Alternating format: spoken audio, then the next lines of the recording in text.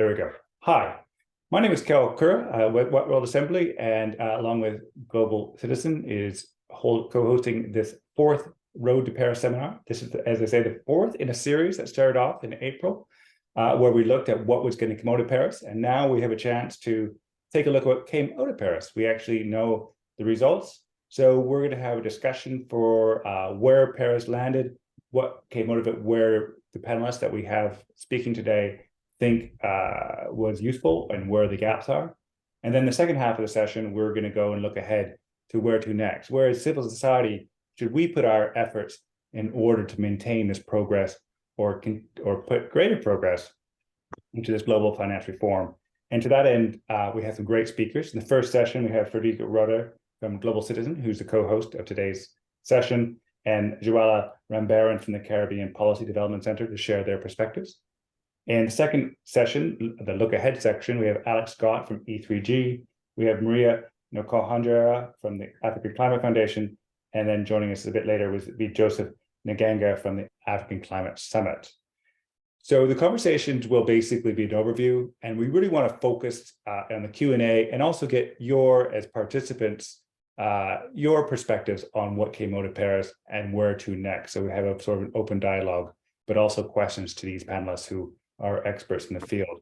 It's an interactive discussion during the Q&A sessions after the presentations from our speakers. So with no further ado, I would like to hand over to Friederike from Global Citizen, who's going to sort of kick us off on what happened in Paris, what came out of it. What was it? Was it the worthwhile summit that everyone hoped it would be? So over to you, Friederike. Thanks a lot, Kel, and great to see everyone. And I know that many actually were very involved ahead of Paris and also in Paris. So obviously very interested in hearing your views as well. But I kick us off with two slides.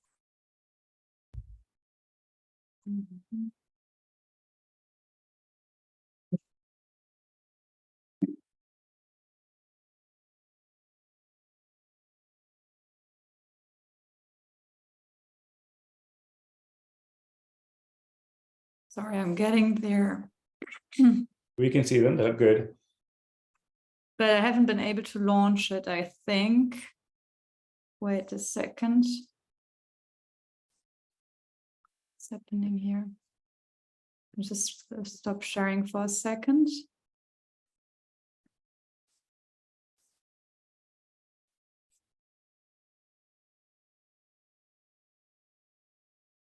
It's really strange. Anyhow, I think you see them. I share again. That should be fine. Here we go. So there are actually lots of things to look at when we look at the outcomes from Paris. In total, we actually have, I think, 3 or maybe 4 documents now that came out of the process, and actually they didn't come out all at the same time. But there's a chair summary and closely linked to that actually a roadmap that sets out a few milestones over the next 18 months and what could happen then.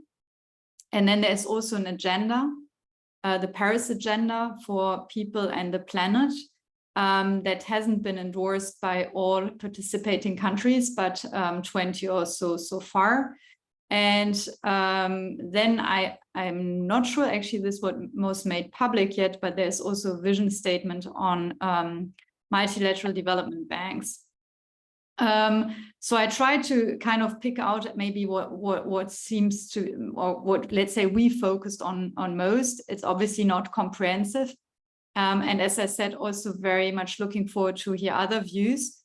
But if we look at a few of the issues we campaigned most for, we try to kind of give it a quick assessment here.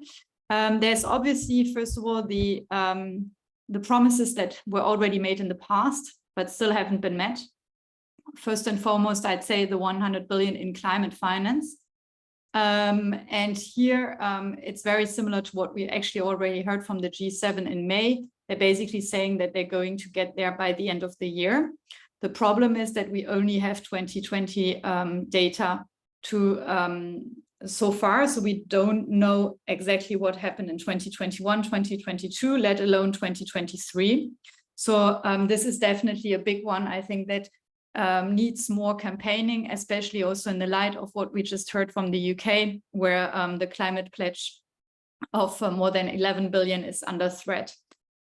The 100 billion in special drawing rights. So Georgieva actually went on stage in Paris saying, we've met this promise, this objective, and that is not true. We have more than 100 billion in promises and pledges, but of course we know that they need to be delivered, which isn't not something we should take for granted at all, especially if we look at the US pledge that actually accounts for 21 billion in special drawing rights.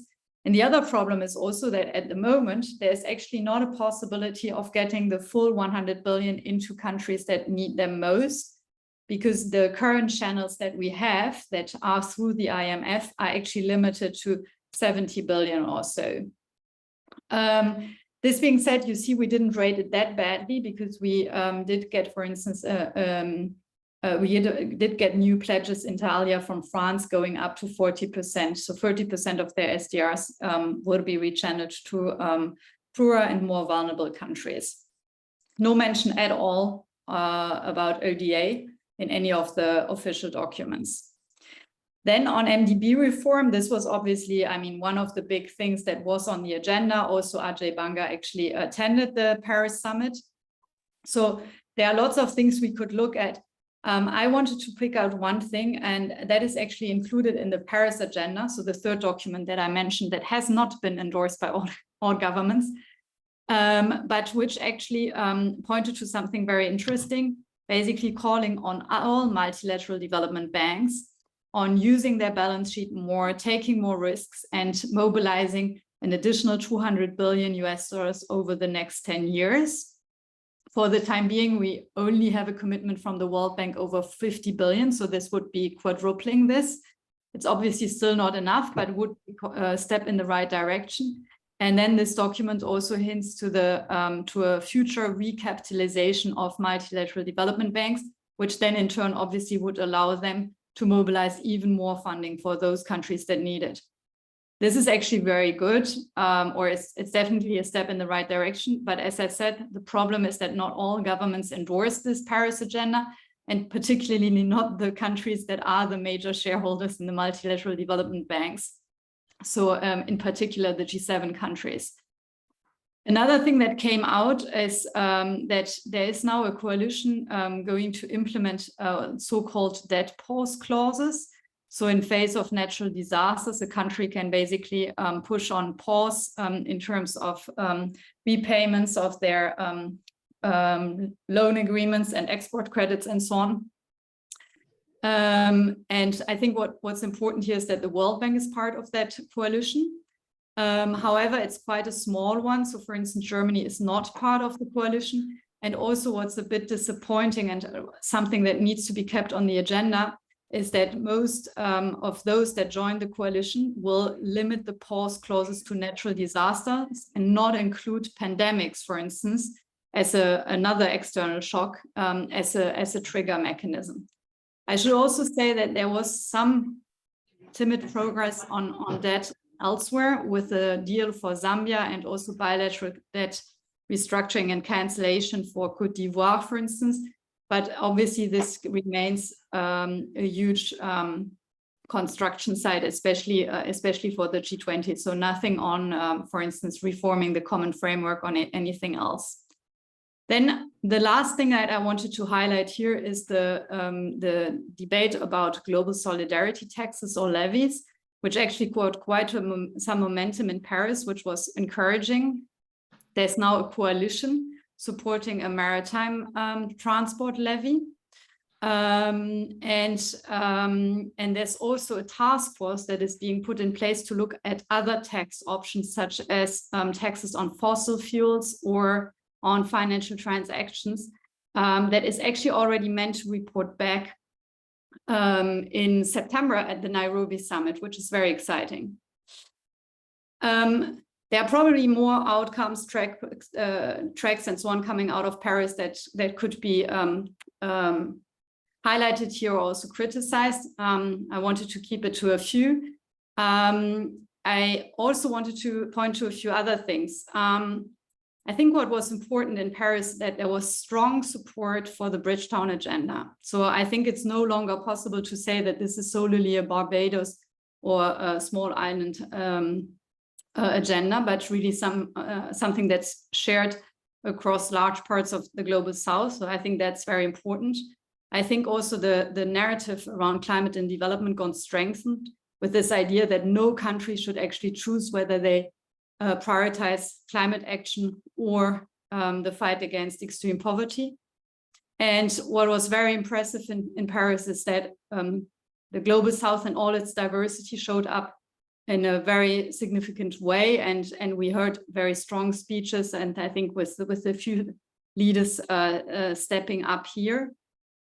And I think this is very important also to the discussion that will follow.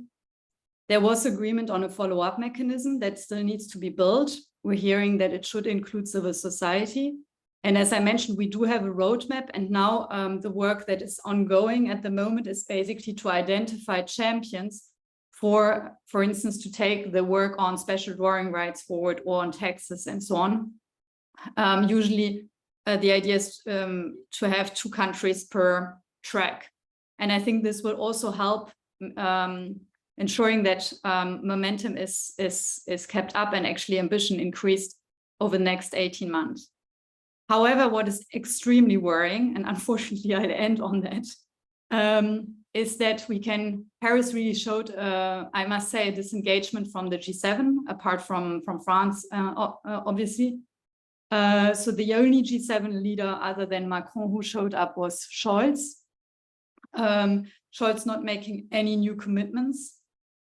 And he had a speech which was maybe mainly about walking the talk. And at the same time, we know that probably German ODA will drop next year. I thought she had my M10, but she's telling me she doesn't have it.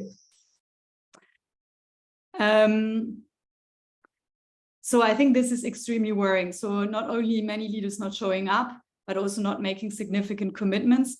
I think you've also saw that Sunak preferred to go to a party with Rupert Murdoch rather than discuss climate finance in Paris, just as an example. And then the other thing that is worrying, and I mentioned it at the very beginning, is that as much as we need progress and new commitments, there needs to be follow through on the existing ones. And there's been a lot of window dressing, especially declaring victory on the special drawing rights I mean, simply doesn't make sense. And on climate finance, we know that, I mean, even if we would be hopeful, we need to have the data to actually be able to see whether we got through the 100 billion. And so far, it doesn't look as if we would get this by COP. I'll stop here and looking forward to the discussion. Back to you, Kel.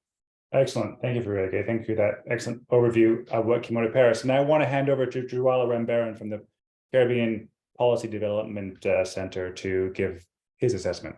Over to you, Jwala. Thanks very much, Kel, and for giving me this opportunity to speak on behalf of the Caribbean, in particular Caribbean Small Island Developing SIDS, on how we saw the Paris Summit unfolding. First, I think given the scale of the challenges facing the global economy, I think the expectations were unrealistically high with respect to the Paris Summit. As we all know, even before the start of COVID, many Caribbean countries and many developing countries were already behind in terms of the degree of financial support that they needed for international development and to meet the SDGs. The ensuing multiple shocks that followed after COVID, in particular, the Ukraine crisis, with the accompanying food and energy price shocks, as well as the global North's movement into tightening monetary policy through higher interest rates. Those have all worsened the situation, but what they actually did was to bring to the fore the limitations of the international financial architecture that really, as we've said, was designed 80 years ago and is really no longer fit for purpose to meet these particular challenges. And one, you had this sort of unrealistic expectation that somehow the Paris Summit would solve these multiple complex problems in a day and a half. When, I mean, in reality, that's not so. But there were some outcomes that we could, or advances, I would say, that seemed promising. But again, as Friederike said, we need to see that the promises that were made are actually fulfilled, and that funding is actually freed up for the transition to a low carbon economy. I also agree that what we saw coming out in terms of positive signs were strong support for the Bridgetown Initiative. As you know, Prime Minister Mia Mottley of Barbados has been the advocate for the Bridgetown Initiative, and we finally see it sort of start to gel and find firm support in the global space. I also saw some promising signs that no longer will be discussing this sort of bipolarity around climate and development, but that they were basically coming together as one, because what I would like to see even more was a discussion around debt. But for the moment, the fact that climate and development started coming together in one space and looking at one financial anchor, I think that was excellent. We also saw strong global South leadership, again, in Ruto from Kenya, Lula from Brazil, Petro from Colombia, and of course, Prime Minister Mia Mottley. But there was an issue around I would say the leadership with respect to India. India is chairing the G20, but Prime Minister Modi was visibly absent. Prime Minister Modi is a man who The Economist magazine, he's on the front page cover, he's dubbed the most popular leader in the world. Yet he was not at the Paris Summit, but chose to meet with President Biden, and he eventually signed an agreement with the US, part of which actually speaks to many of the issues around the Paris Summit, where there was a strong commitment between the US and India in respect of sovereign debt restructuring, reform of the multilateral development banks, concessional financing, unlocking private financing for climate and development. So begs the question, why weren't these issues of such an agreement even signed at the Paris Summit to give it greater weight, to give it greater legitimacy, to give it greater credibility? Even more so, I think, was just yesterday that Prime Minister Modi wrote a letter, right? Finally wrote a letter supporting the inclusion of the African Union into the G20. Why wasn't that done at the Paris Summit? Again, it would have given it a lot of greater weight, especially since we were seeing strong leadership from Africa. In respect of leadership as well, one of the major concerns that we had here in the Caribbean is that apart from Prime Minister Mottley, Caribbean leadership was also visibly absent at the Paris Summit, and especially given the debt, climate, finance challenges facing Caribbean SIDS, one would have thought that we would have seen more of our Caribbean leaders there also speaking up, you know, and declaring and making clear what would be their particular ask from the summit. In terms of how we move forward. As I said, the expectations, I think, were unrealistic in terms of actually trying to solve some of these complex challenges. But what we see the Paris Summit as is really a moment in time in terms of moving on this journey towards giving Global South countries more political space to firmly articulate their views and eventually to try and find some meaningful consensus on how it is we implement some of those particular asks. So I think as we move forward, I think this is just part of the journey onto the different political moments in the calendar that lies ahead. So African Climate Week, IMF World Bank meetings, COP28, UN financing for development.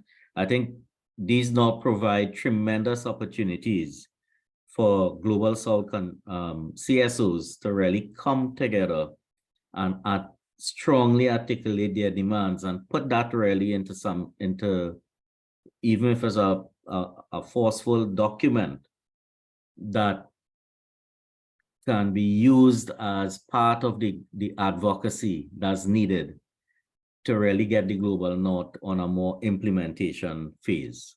And I'll leave it at that. Thank you.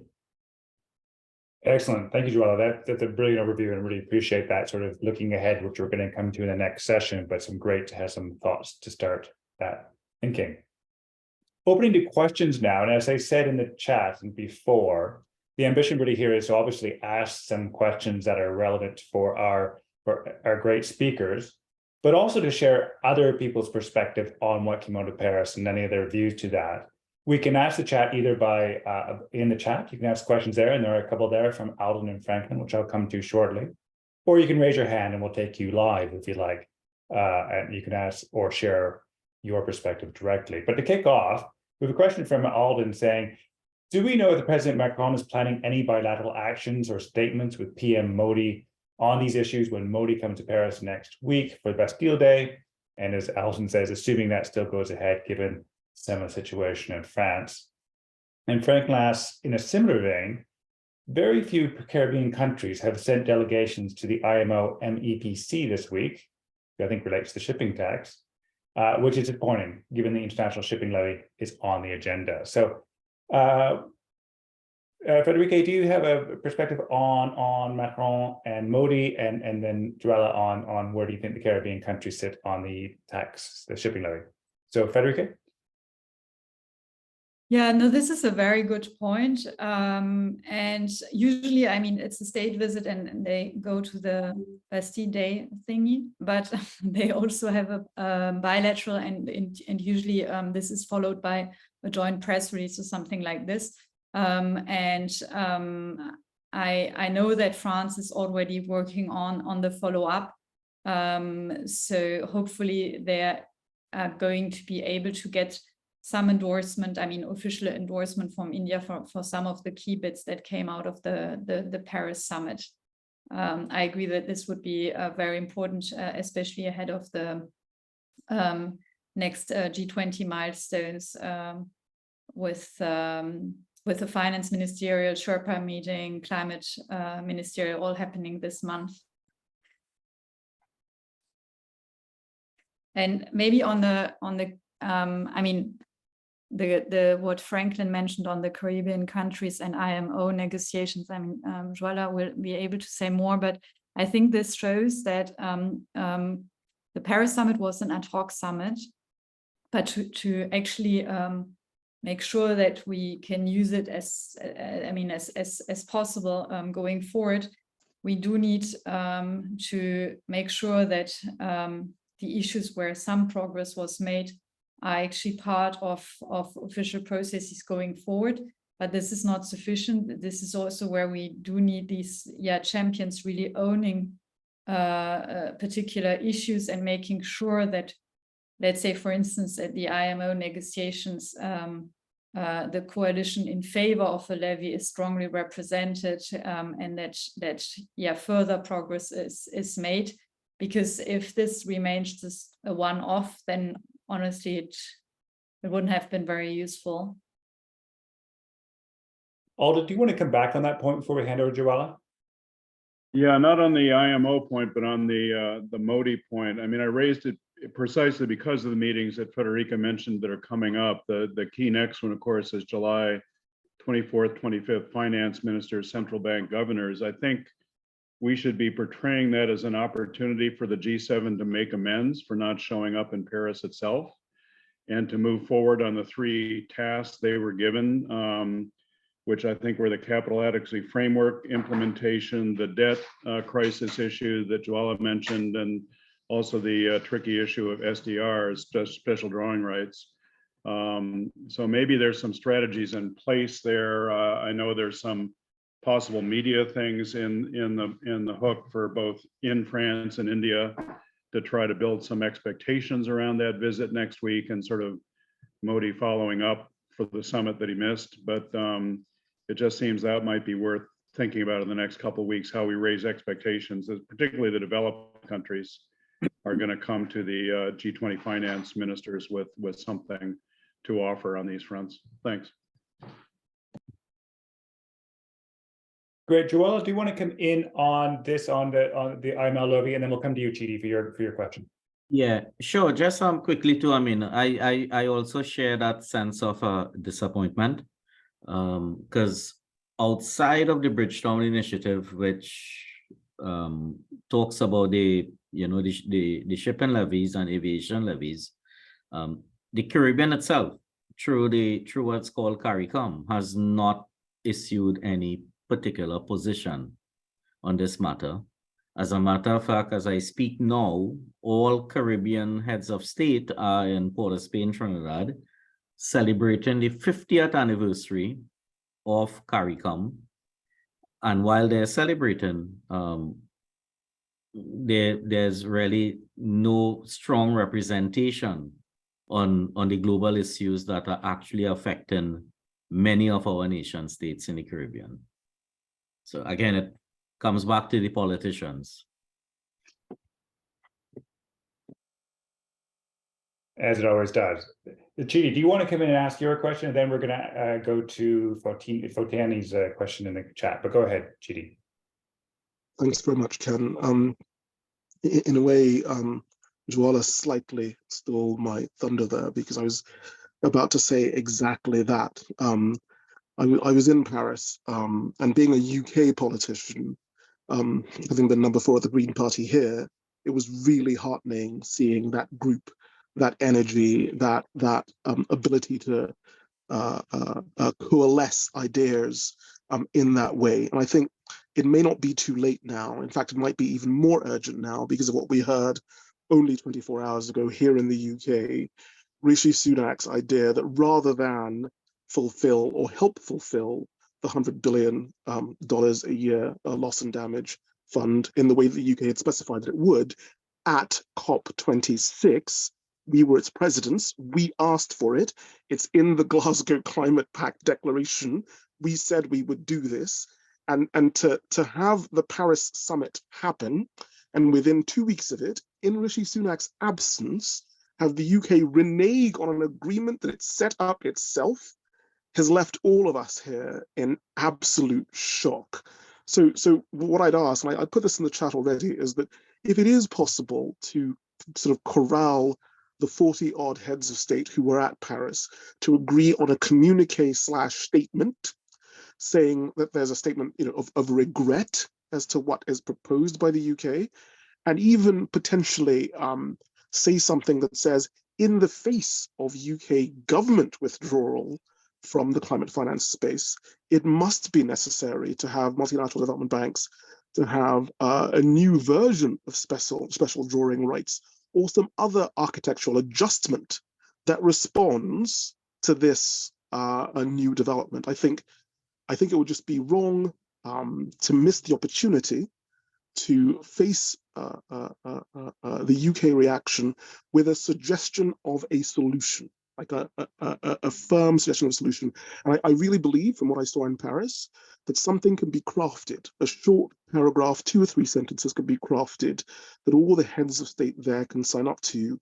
And it's an important line in the sand to draw, to actually say, we're bidding for the $100 billion, But if people are going to withdraw at the governmental level, we really need to pull in other institutions, other structures, and take commensurate action. I don't know how else to put it, but thank you for listening to me. Thank you for that, Chidi. And just for those who aren't following closely the UK politics, a briefing memo has been leaked that reports to say that the UK will renege on 11.4 billion pounds they had committed to the 100 billion fund. This is sort of saying the rationale is that they can't afford to do climate and economic development given budget cuts. So this is sort of a live issue. It's 11.6. Thank you, Jamie. A live issue in the UK and a huge betrayal, as she has said on the UK stance on this. Ben has said in the chat that the Climate Action Network UK, are leading on a response to the UK to report to the UK possibly rescinding their commitment. Currently, there's a CEO letter in preparation, and there's doing a lot of public relations. Also, 350.org is lining up a digital action and preparing campaigns. So the UK is ramping up. But on that issue, and just and looking to that, do Jwala or Friederike, do you have a response or an idea of, can there's sort of a joint letter by the other G7 kind of states or other countries, not just G7, obviously, to this UK's U-turn, if you like, would that be doable? A letter, expressing regret, but a strongly worded letter expressing regret and the fact that that should not happen, and the UK actually needs to live up to its international development pledges, because it seems to be sliding down this slippery slope very fast. And so I think something like that would definitely be a first pass.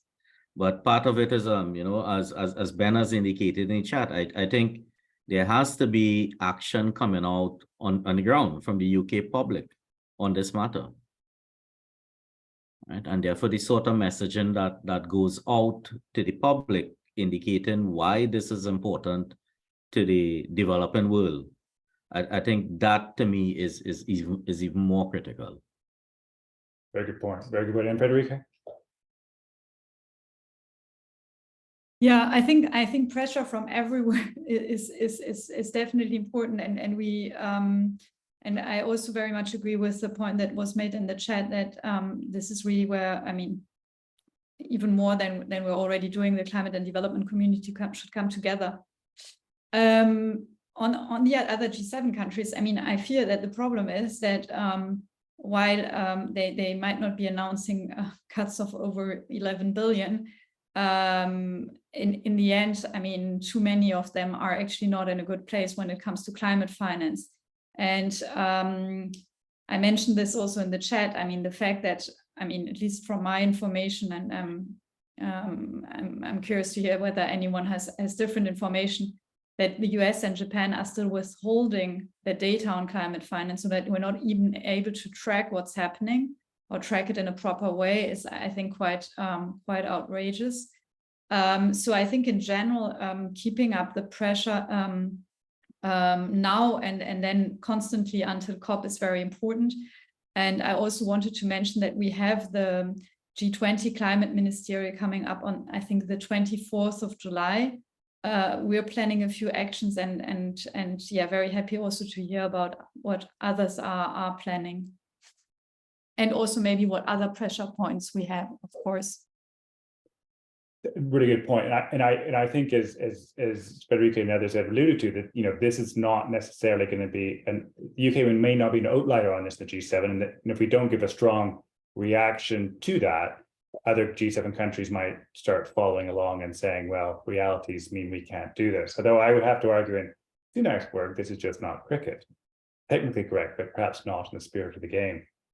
I want to go to another question from Fotemi from in the chat, and this kind of helps us do our transition to our look ahead session, which is coming up next. Do we have any sense of how this summit and its outcomes will feed into the upcoming UN high-level political forum and the SDG summit in September? The SDG political declaration that is currently being drafted has language around SDRs, climate, etc., with the G77s pushing for more concrete commitments. Does anybody know how this is going to link to those events?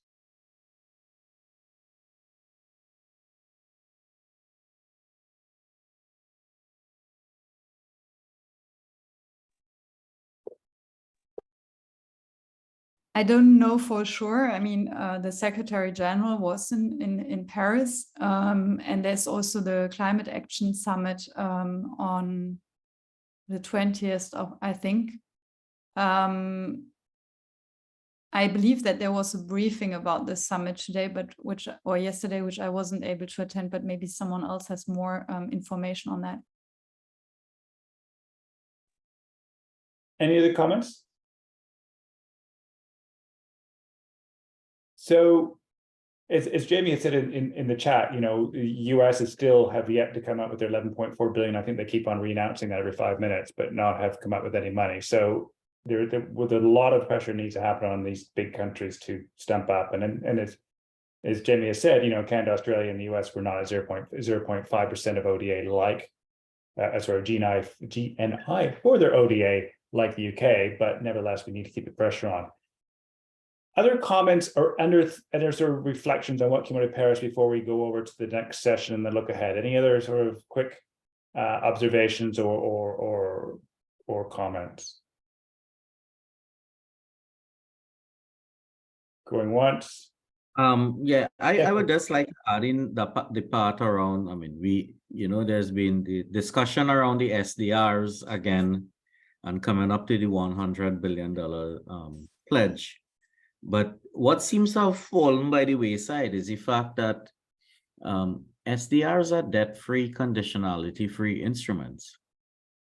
And therefore, when we start linking SDRs to the RSF Resilience and Sustainability Fund, and the fact that we know many more countries, I think the IMF MD indicated about 50 countries are likely to try to access the RSF. It brings up again the issue of debt and conditionality that seems to have kind of gone to the sideline as we keep talking more about mobilizing and not really looking at how that mobilization is actually being channeled and delivered. So I just want to put that onto the table. Yeah, a very good point. And keeping the focus on what's already on the table rather than keep on asking for the increased level. Moving on now, I'd like to end the session and move to the next session, which we're going to sort of what comes next. We've had Paris. Where do we, and this is a great sort of like a civil society engagement sort of group, how do we keep that pressure on hearing what we've just heard? Where should we put our focus? What are the big events coming up? And for that, I have, excuse me, just got to mute some people there. For that, I have speaking, it's Alex Scott from E3G, excellent, who's going to give an overview of some of the excellent work they have been doing scoping this. We have Maria Nkhonjera from the African Climate Foundation giving her perspective on where to next, and then Joseph Nkhonjera from the African Climate Summit will be wrapping up with a specific look at that event. So kicking it off, handing over to you, Alex. Thanks very much. And I want to show you just a couple of slides with some tracking that a few of us have been working on throughout the summit.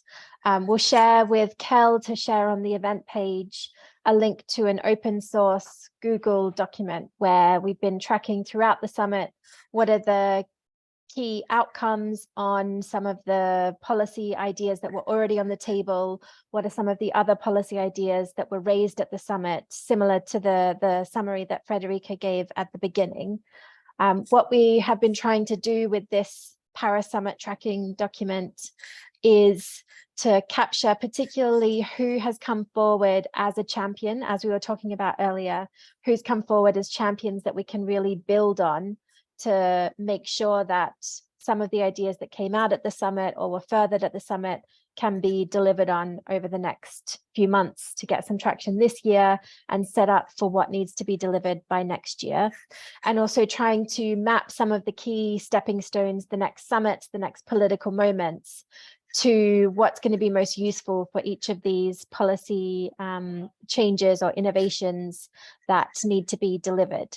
So rather than go through what is quite a long spreadsheet of information and analysis, I'm just going to share a little bit of a summary of that for everybody. And I don't know if someone can already share the link in the chat to the spreadsheet, but we'll make sure it's shared after the meeting.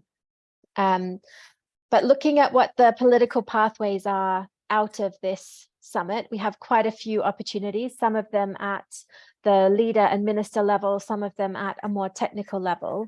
But we have coming up this month, we have some climate finance focused meetings in the UNFCCC world in Bangkok. There's also the next G20 finance ministers meeting this week, I think it is. And we'll expect somewhere around this G20 moment to see the report from the G20 MDB expert group, which was looking at what else do we need from reforming the MDBs and the ways that they work. We have quite a few moments coming up in September where the political pressure can be built, where the sense of common agenda, which, as we discussed, is at the moment quite heavily skewed towards developing countries with very little show of support from the G7 countries. But we have some moments where we can start building up that political thread, as well as getting more traction on some of the specific ideas that have been put on the table. We have the Africa Climate Summit, great that we're going to be able to discuss that in detail shortly. At the same time, in Cartagena, there will be the Finance in Common Summit, where the kind of public bank world will come together, and that could be a huge opportunity as well to further some of the ideas that have come out of Paris. One of the big ideas that came out was around this potential debt expert review that Colombia and Kenya put forward, and France supported, and Germany was potentially supporting. So those two moments in Kenya and Colombia in September could be key moments to further this idea of a broader debt expert review, looking at bigger challenges than just the debt suspension clauses. We'll have obviously the G20 Leaders Summit in September as well, and hopefully, as Alden and Friederike were discussing, we can use some of the bilateral moments in the lead up to September to build some pressure on how the G20 can send signals that this international financial architecture reform agenda is really global, is endorsed by these major countries, and they're going to work together to make it happen. At the UN General Assembly in September, there'll be multiple summits as big opportunities to further some of the political momentum, but also a huge chance to get technical level meetings together to explore how do we actually unlock the idea of channeling SDRs into the MDBs or other ways of enhancing collaboration between MDBs. Also particular opportunities to put some pressure on the richer countries who haven't yet delivered their SDRs or their climate finance, and let's definitely be calling out the UK at that moment in particular. In October, we've got the IMF World Bank annual meetings. There's also the COP28 pre-COP meeting will be in the third week of October in Abu Dhabi, which could be a bit of a moment, but we're not sure exactly what that's going to shape out as yet. There's been some rumor that there might be appetite to hold a climate and development ministerial in the sidelines of the pre-COP. That was maybe something that the UK was going to be a part of. So let's see how much credibility there is in that idea anymore, but some potential there. In November, there'll be the next convening in Paris of the Paris Peace Forum, which could be a big opportunity to further some of the next steps coming out of the Paris summit itself, particularly using those documents that Friederike mentioned, like the roadmap and the idea of a steering committee continuing to track against delivering the roadmap that came out of Paris. And then to round out the year in December, there'll be the COP28 moment in Dubai, where we think there can be a huge stage for, again, linking the climate and development agendas, stock taking on what's happening on the international financial architecture reform. And because this year's COP is the global stocktake response, a chance to get some global level decisions calling for some of the international financial architecture reforms and innovations that we need. And we've already had foreshadowed some of the key moments for 2024.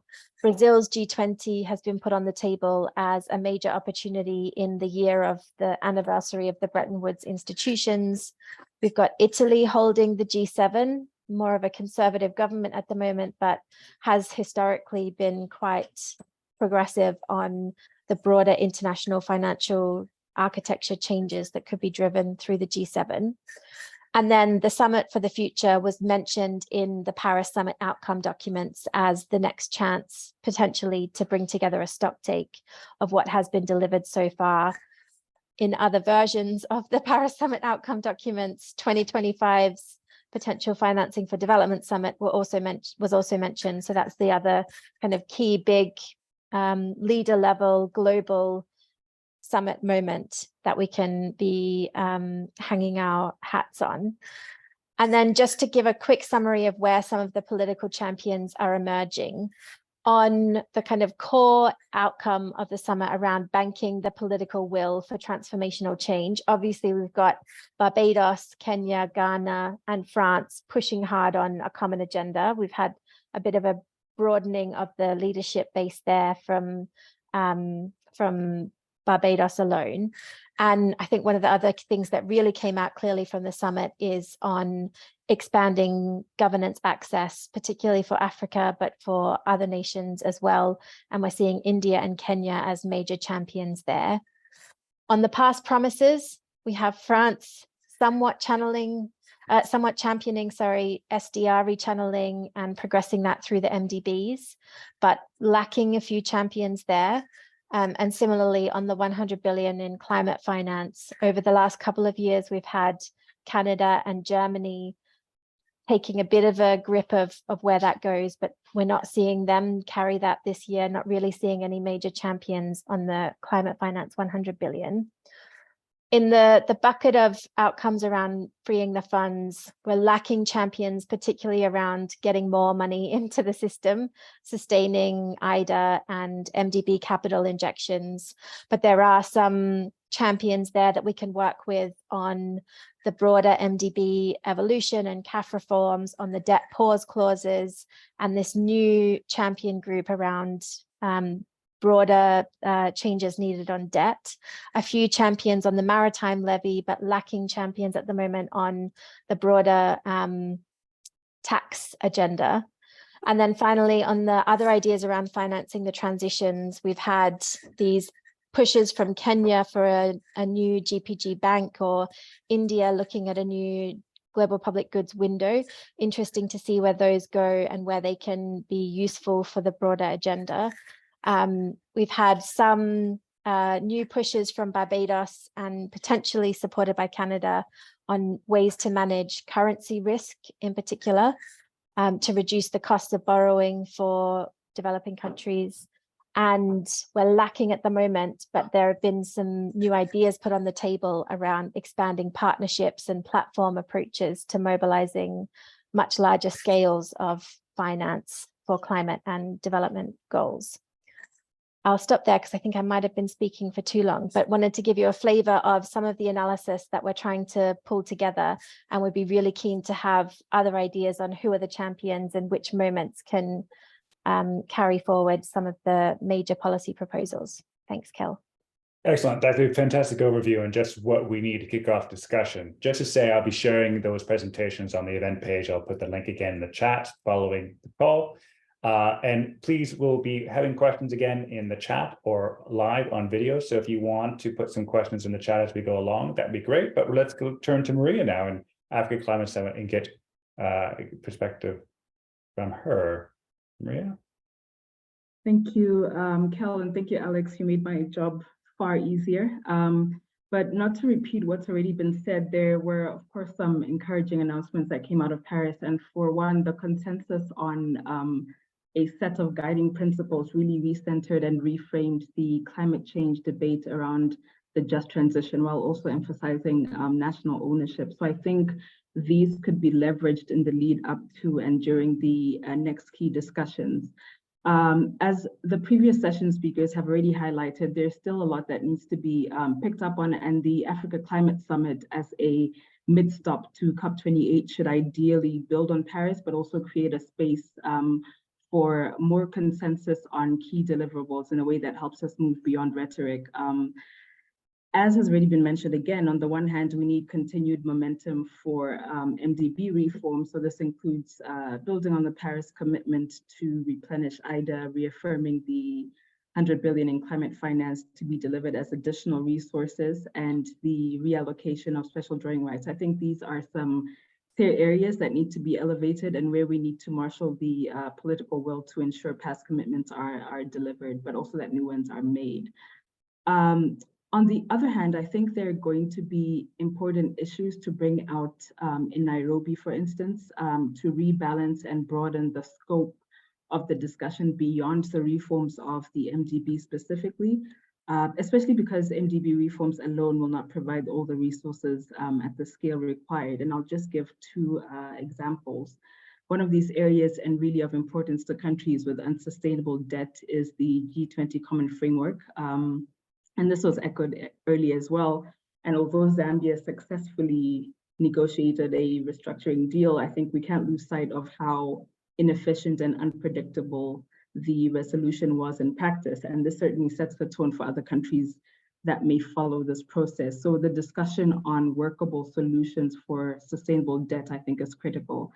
And then second, I think there's scope to also pick up on the innovative financing thread. For instance, the issue of carbon markets is gaining a lot of momentum in the African context as an opportunity to unlock climate financing. But we seriously need to look into the governance issues and the need to make it more accessible so that they benefit primary contributors of credits in developing countries. So those are just two areas that there is already some impetus around, but need to be taken further to generate the level of change required. And beyond the Africa Climate Summit and COP28, there are, of course, other key moments in between and into 2024, where we would need to think about positioning and coalescing around very specific and very structured ideas. And I think Alex covered that very nicely. So I will stop there and hand back to you, Kel. Thank you. Brilliant, excellent. Thank you, Maria. I want to hand over now to Joseph Nganga from the Africa Climate Summit. Joseph, are you there? There we go. Great. I'm going to share us looking specifically at the Climate Summit itself, and if you can give us what expectations you guys are planning for us, that'd be great. I would love to, but Maria just did that, and I'm so pleased. She covered everything we're going to cover in Nairobi. But just to rephrase, for those who didn't quite capture everything, the summit looks to continue the discussions around MDB reforms. And if my colleague is on, I would love, Olivia could put up the 2 slides. I'm going to be very brief. But essentially, there is an existing sorry, discussion. Green, it says it's disabled. Just bear with me. I'll give you permission to share. Just go ahead, Joseph. We'll work on behind the scenes. Excellent. So there is the very clear path from Paris to Nairobi in terms of MDB reforms and in terms of helping countries. But the discussion has to be broader than just the Zambias of the world that are already in trouble. There's also those that may be close to being in trouble, and what are the instruments, tools, whether it's the SDRs or it's liquidity support and so on, that needs to happen now to ensure that they don't face the same situation that Zambia has found itself in. And at the same time, we all do agree that while those reforms are critical, the needs of the climate crisis are much greater than what's available with today's instruments. And so part of the discussion in Nairobi will be around what are the institutions, what other tools do we need to actually have the scale and the governance that speaks to the crisis, the climate crisis. And so essentially this slide talks about climate change impact. African countries are facing significant challenges directly from climate impact, including droughts, desertification, cyclones, and so on. And at the same time, they have enormous debt challenges already from COVID-19, Ukraine, and the climate crisis. And this really limits their ability to respond to climate challenges effectively, including the lack of fiscal space. Next slide, please. And so the solutions being proposed, as I said earlier, include debt relief solutions for existing debt, a very strong North and South collaboration, where the global North has resources, technology, finances, while Africa has renewable energy, minerals, agriculture, and so on, that if collectively utilized, could offer solutions for our collective challenge around climate. And then there's a question around how do you generate revenues for a global public good, which is what climate change and climate mitigation is. And so there are proposals for global taxes to fund climate action with a global treaty as a mechanism. And African leaders pledge to contribute and call for a global governance body independent of national interests.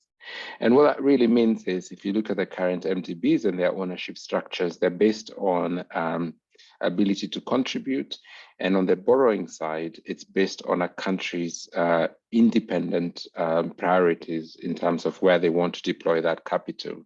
And so the governance around independent of national interests is to say, how do we spend that money where it has the largest climate impact per dollar, and not driven by national or regional interests.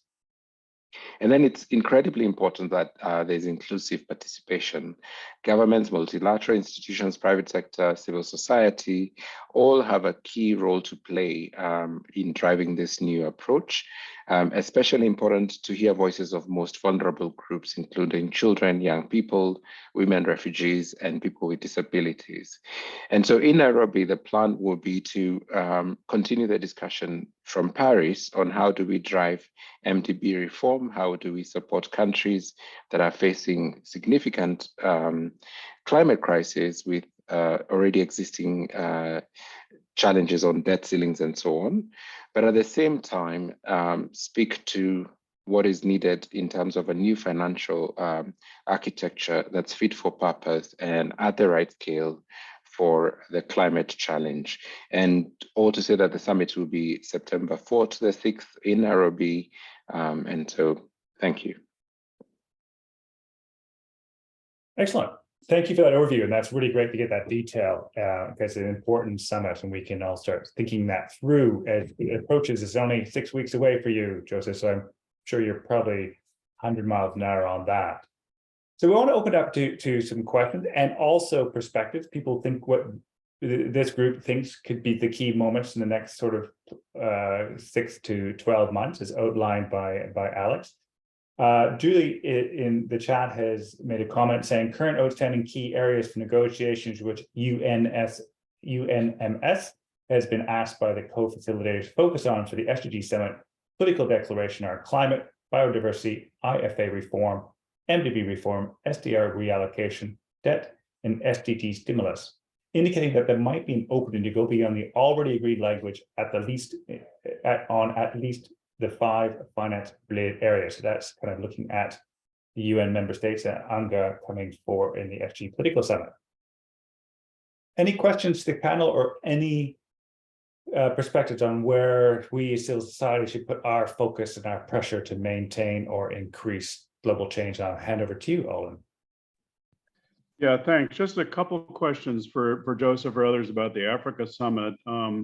First one is, I noted the joint statement by incoming COP President El Jabbar from UAE and President Moto, President Ruto, excuse me, of Kenya on the summit and the need to generate more finance into clean energy development in Africa. I'm wondering, do we know anything more about the story behind that and whether the UAE might try to move other countries to make some kind of announcement at the summit, or has anything up its sleeves on African clean energy development? And then the other question is, of course, there's a raging debate going on across Africa about the development and exploitation of fossil gas resources.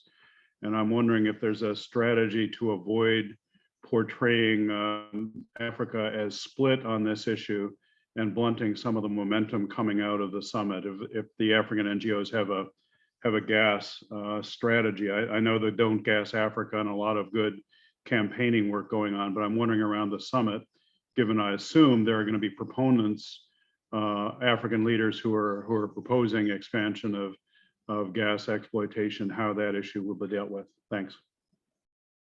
Thanks, Alden. Maria, Joseph, do you want to reply to Alden's specific points? Yeah, happy to, and then Maria might have an even better answer for this. But in terms of UAE and announcements, I think the most interesting one is the doubling of renewables. And as part of the summit, we intend to have very concrete outcomes. We're currently discussing those. The idea is that African governments specifically identify what they want to speak to at the summit, what commitments they want to make, and what their partners, whether it's development partners, private sector investors, and so on, are willing to stand behind. So that what we do announce at the summit not only feeds into the journey into UAE and COP28, but it's also quite concrete and deliverable for the continent. As far as gas is concerned, it continues to be a very interesting discussion. I think the starting point is every country must determine its future, and nobody can tell another country what to do and what not to do. That being said, I think the summit offers all of us an opportunity, and framing it in His Excellency's words, where he says that we're in this together, and if I air condition my corner, I'm still going, and the building is burning, I'm still going to burn with everybody else. And so I think if we approach this in a sense and say, there are countries on the continent that have gas resources that they see as their means to development, but we as a global community see hydrogen as a suitable alternative, and we're willing to support them invest in hydrogen, then they don't have to go down the gas route, and we are not air conditioning our corners. We are having a collective positive outcome. Those are the kinds of discussions that this summit is supposed to have, where we agree on being in this together and bringing our resources together to help us reach the right outcome. Thank you. Thanks, Joseph. Maria, Alex, do you have a... I think Joseph covered it, but maybe I could pick up briefly on the issue of gas. I think nothing I have heard in terms of anything specific around the strategy for fossil fuels and gas in the lead up to this summit, but it's definitely something we see playing out. I mean, even in the context of the JET-P, there are already some groups questioning this deal and the role for gas, but again, it needs to be very nuanced and country-led and not take a blanket approach. So that's how we've been thinking about it. And Joseph, Alex asked, do we know who has been invited to the summit and who has confirmed to attend yet? We've invited everybody who cares about climate. No, obviously all the African heads of government and leaders have been invited, some from the global north. Again, the idea is to invite those who have expressed an interest in being part of the conversation, and we continue to see tremendous interest. So it will be an Africa-led AU summit that engages the world to discuss how we collectively can address the challenge. How many have confirmed? Everybody who's been invited is in discussion. We have quite a good number of confirmations. I don't have them at the top of my head, but all to say that we anticipate that, particularly given that His Excellency, the President of Kenya, is in discussion with President Macron on how we advance the discussions from Paris into Nairobi. I can tell you it's going to be quite the well-attended event. Thank you. Excellent, thanks for that. And then Chidi has made a comment just in the chat saying that that at the COP26 Climate Action group, they are looking at local resource specific development is different from global boundary breaking growth based pathways. Comment there. And then Friederike's comment that she thinks Macron has announced he will go, and just questioning whether anyone from the G7 or EU, has anybody heard any of the G7 countries or EU lay out who will be attending the African summit on their behalf, or whether they'll be going at all? Anybody? Well, I do know that the EU president, for example, is planning to attend. Macron, of course. There are discussions with the Danish prime minister. but I would rather the countries speak for themselves. But I have to say that there's quite a list of people who are in discussion on attending and what their role will be. Excellent. And will you be sharing, this is a question for me, will you be sharing sort of as the summit gets up and running, how you're going to engage civil society? Will you be doing some briefing sessions? Will there be sort of discussion points on the way to the summit for that you'll be facilitating as the summit itself? Yes, and not only at the summit, but even now, as I said, this is a summit about inclusivity, about us meeting and finding collective solutions. So we have a very structured way of engaging different stakeholders, from state actors, non-state actors, and Olivia on the call, my colleague, can provide an email address if you'd like to be involved in providing input. And so we have 5 themes, and then 2 cross-cutting themes, and there is an opportunity to input in any of those depending on your interest. And so not only are we going to be expecting civil society and actors to show up and be very engaged at the summit, but leading up to the summit, you have an opportunity to influence what will be discussed. That's excellent. And then Olivia, I presume that's your email for those who want to be more involved in the summit can contact Olivia. Yeah, exactly. It's in the chat. Fantastic. Thank you for that. Jamie. Brilliant. Thank you. And Joseph, thanks very much for engaging with this group. One thing is going into the Paris summit, there was a sort of a message on the one hand, climate positivity, fantastic. On the other hand, loss and damage not being so emphasized coming out of the president's, some parts of the president's office. So I think how we have together to figure out a narrative that conjoins these. I know this has been alluded to already, but it is, I think, our big sort of strategic communications challenge. And so we just need to all help nail that. With regard to getting G7 leaders in particular, it will be very hard to prize them out of their capital cities in that time frame, given the subsequent global summits that are happening that month. It'll be very, very hard. And it will only happen if we, frankly, do political campaigning within those markets. That is, should we say, and that is implemented right away. So we've got some calls about this in the next couple of days. But I think we need probably some ammunition from the president's office and the hosts and the AU that we can use to go to these heads of state. And, maybe we won't always get the head of state, but we might get the finance minister or a very senior representative or a foreign minister. But that we need to, I'm not quite sure that the political capital has been put into making that happen and that it's on the radar sufficiently of any of the key markets. And we need to make sure that it does before everyone disappears for the summer holidays. So that's like a this week action item, I'd say. Jamie, I can't imagine of any summit that could be more important in September than this one, but I am biased, of course. And I do agree with you that we do need to have a really, really strong campaign. And so I suppose that's an offer from you that I should talk to you about getting this done. Well, yes, I'm very happy to help, as are, I'm sure, many people on this call. And there's another call tomorrow, many of the same people joining off sharing strategies. But I'm thinking particularly when you've got the G20 heads of state and you've got UNGA, which are kind of must shows in the same month. It's a tough ask. So we must make sure that they hear it, which isn't obvious. And it needs to go to the right email address. And then it needs all the other right people to make sure that they've followed up. And to be honest, our dear friends in France didn't do some of this as well as they might have done early up front. And it'd be great if Kenya did a better job. Absolutely, and I will task my colleagues, I think Emily is also on the call, that we engage this group in a structured way to see how we leverage your offer as a collective to do that. I also would like to be very clear about the narrative on loss and damage and so on.